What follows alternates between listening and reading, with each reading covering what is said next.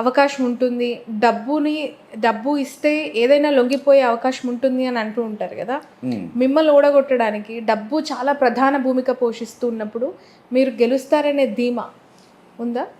ఉంది. ఎందుకంటే జగన్మోహన్ రెడ్డి చేసిన పథకాలు ప్రతి ఒక్క ఇంట్లో పోయినాయి. వాళ్ళు ఆయన మీద నమ్మకంతో నాకు ఓటు వేస్తారని నాకు ఒక నమ్మకం. ఎందుకంటే మళ్ళీ వాళ్ళకి పథకాలు కావాలంటే జగనన్న సీఎం అయితేనే వస్తాయి. తర్వాత వీళ్ళు చెప్పుకున్నారు వాలంటీర్ వ్యవస్థ తీసేస్తామని. ఈరోజు అదే వాలంటీర్లు చెప్పారు. ఏమో ఎన్ని మాటలు చెప్పారు వాళ్ళు. ఆడవాళ్ళని కిడ్నాప్ చేస్తున్నారు, వాళ్ళకి సప్లై చేసి ఇలాంటి చెప్పారు. అదే చంద్రబాబు నాయుడు గారు ఈరోజు అదే వాలంటీర్లని 10,000 మేము శాలరీ ఇస్తామంటున్నారు. ఓకే, అంతే. వాళ్ళు భయపడే కదా ఈరోజు వాళ్ళు దిగి వచ్చింది. ఒకవైపు మీ మీద పోటీ చేస్తున్న ఎమ్మెల్యే నారాయణ గారు, ఆయన గురించి ఇంకా తెలియంది కాదు. 2 తెలుగు రాష్ట్రాల్లో ఆయన అంటే తెలుసు, 1000 కోట్ల సామ్రాజ్యపు అధిపతి. మరోవైపు మీ ఎంపీగా ఉన్న వేమిరెడ్డి గారు, ఆయన కూడా ఆర్థికంగా చాలా బలవంతుడు. ఇప్పుడు ఇక్కడున్న వైసీపీలో ఉన్న లీడర్స్ అందరూ కూడా టీడీపీలోకి వెళ్ళిపోయారు.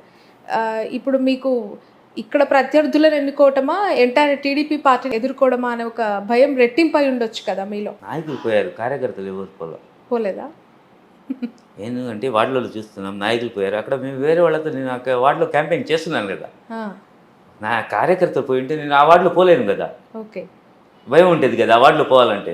అలాంటి వార్డులలోనే మేము పోయి క్యాంపెయినింగ్ చేస్తున్నాం కదా ప్రతి ఒక్క రోజు. అలాంటప్పుడు అక్కడ మనకు కార్యకర్తలు ఉన్నారు, జగన్మోహన్ రెడ్డి అభిమానులు ఉన్నారు, వైఎస్ఆర్ అభిమానులు ఉన్నారు. కాబట్టి నేను ఆ వార్డులో పోగలుగుతున్నా. హాయిగా ప్రచారం చేసుకుని ప్రతి ఒక్కరు ఆశీర్వాదంతో మళ్ళీ బయటకు వస్తున్నా. అదే లేకపోతే నేను పోలేను కదా. Okay, right. అహ్మద్ గారు, ఈ నెల్లూరు సిటీ టికెట్ విషయంలో చాలామంది పేర్లు, అంటే మైనారిటీలోనే చాలామంది పేర్లు వినిపించాయి. అందులో అలీ గారు కూడా ఉన్నారు కదా. మీకంటే ముందు అలీ పేరు కూడా వినిపించింది. ఎందుకు అలీ గారికి టికెట్ రాకుండా మీకు సడన్గా కన్ఫర్మ్ చేశారా? అనిల్ గారు చక్రం తిప్పారా? అనిల్ గారు చెప్పారు. అలాగే నేను ఆల్రెడీ వైఎస్ఆర్ కాంగ్రెస్ పార్టీలో పోయినసారి ఫస్ట్ టైం గెలిచా, కార్పొరేటర్గా అయ్యా. అప్పుడు ఒక మేయర్ అభ్యర్థికి నెల్లూరు నుంచి మేయర్ అవకాశం ఒకరికి ఇచ్చారు. ఆ మేయర్ పోతా టీడీపీకి వెళ్ళిపోయారు. మేయర్ అవ్వగానే వైఎస్ఆర్ కాంగ్రెస్ పార్టీలు గెలిచి ప్రభుత్వం అది రాగానే ఆయన పోతా ముస్లిమ్స్ అందరి కార్పొరేటర్స్ని తీసుకెళ్ళిపోయారు సిటీ నుంచి. ఎవరు లేరు. నేను కూడా ఒక్కడే అప్పుడు అనిల్ అన్నతో నింది. ఆ రోజు వైఎస్ఆర్ కాంగ్రెస్ పార్టీ నమ్ముకుని నాకు కూడా అప్పుడు ₹1,00,00,000 ఇస్తాడంటే నేను పోకుండా నేను ఒక్కడే మిగిలిన్నా. రెండోసారి మళ్ళీ అయ్యా. అయిన తర్వాత దేవుడు అవకాశం ఇచ్చారు. అనిల్ సహాయంతో డిప్యూటీ మేయర్ అయ్యా. తర్వాత నా నిజాయితీ, నేను ఇంతవరకు నా మీద ఇంత అలిగేషన్ లేదు, ఒక కేసు అనేది లేదు, ఎవరి మీద నేను ఇంతవరకు ఎవరు చెప్పుకోవడానికి నా మీద వాళ్ళు కూడా ఎన్ని అలిగేషన్స్ చేస్తారు కదా. నా మీద చేసుకోమనండి ఏమైనా అలిగేషన్స్ ఉంటే. అంటే ఏమంటే పోయిన వాళ్ళు నాయకులు చెప్తారు నాకేం చేయలేదు నాకేం చేయలేదంటే మేము ప్రజాసేవ చేస్తున్నాము, వేరే రకం సేవ అంటే మేము చేయలేము. రైట్. అంటే ఈ అలీ గారు వస్తే మీకు టికెట్ దూరం అవుతుందేమో, మిమ్మల్ని కన్సిడర్ చేయరేమో అనే ఒక ఆందోళన కలిగిందా మీకు ముందు? నాకు అదేం లేదు. అలీ గారి పేరు రాలా. అలీ గారి పేరు నాకు టికెట్ అనౌన్స్ చేసిన తర్వాత మధ్యలో కావాలని కొన్ని ఛానల్స్ వాళ్ళు ఇచ్చారు అంతే. ముందు నుంచి లేదు. ముందు లేదు. బట్ అలీ గారు ఎక్స్పెక్ట్ చేశారు, ఎమ్మెల్యే టికెట్ ఎక్స్పెక్ట్ చేశారు, రాజ్యసభ ఎక్స్పెక్ట్ చేశారు. అది వేరేది. ఆయన ఉండే నేటివ్ ప్లేస్ లో చేశారు. ఇది నెల్లూరు సిటీ కూడా వినిపించింది.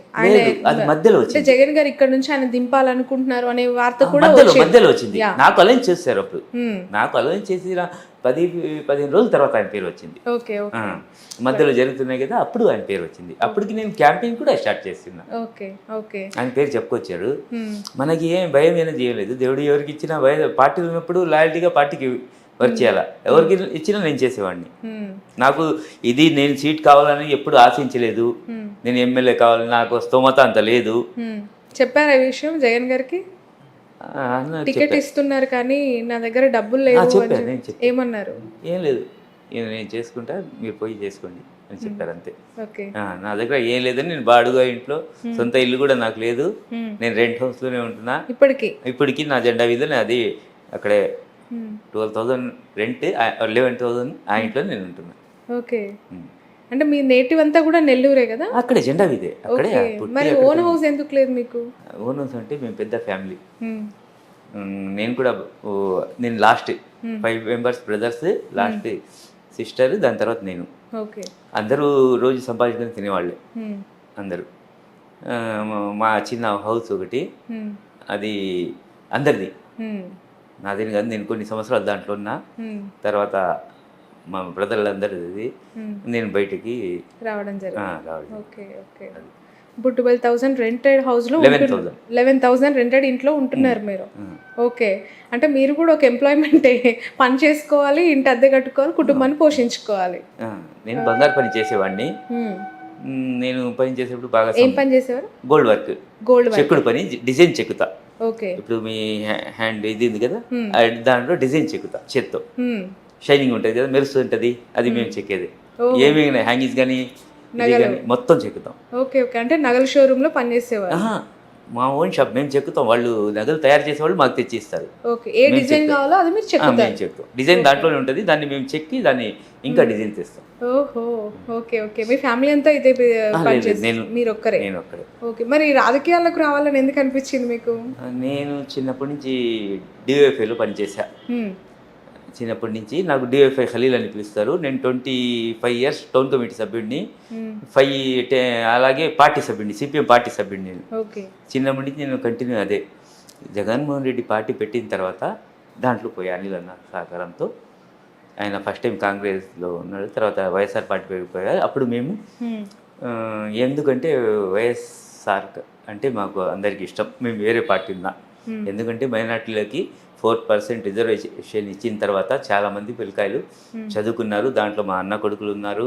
అలాగే హార్ట్ ఆపరేషన్ చేసుకుని ఆరోగ్యశ్రీ ద్వారా దాంట్లో మా బ్రదర్ కూడా ఉన్నాడు. అందుకోసం ఆయన చేసిన పథకాల ద్వారా ఒకప్పుడు హార్ట్ ఆపరేషన్ అంటే డబ్బులు లేక ఎవరు చేసుకునేవాళ్ళు చనిపోయేవాళ్ళు కాదు. అలాగే ఆరోగ్యశ్రీ పెట్టిన తర్వాత వైఎస్ రాజశేఖర రెడ్డి ఆయన పుణ్యంతో చాలామంది హార్ట్ ఆపరేషన్ అప్పుడు తెలిసాయి, మేము ఫ్రీగా చేసుకోవచ్చు అని. ఎందుకంటే ఆయన అంటే మాకు అభిమానం.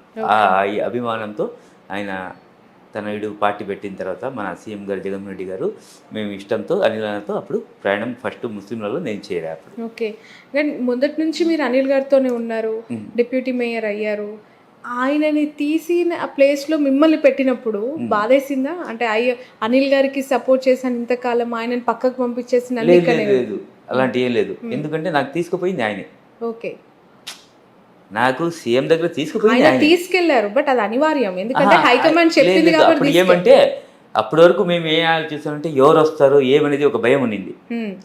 వాస్తవంగా చెప్పాలంటే ఎవరు వస్తారు, అనుకూలమైన వాళ్ళు వస్తే మాకు కూడా మంచిది, అందరు కలిసి పని చేసుకోవచ్చు. ఇన్ని కాలం చేసాం, పార్టీ పెట్టినప్పటి నుంచి ఉన్నాం వైఎస్ఆర్ కాంగ్రెస్ పార్టీలో. మళ్ళా మనకు సత్సంబంధాలు బాగుండే, కలిసిమెలిసి వస్తే చేస్తాం, లేకపోతే గమ్ముగా అయిపోదాం అని ఆలోచనలో ఉన్నాం. ఓకే. సో అనిల్ గారు మిమ్మల్ని తీసుకొని. ఓకే.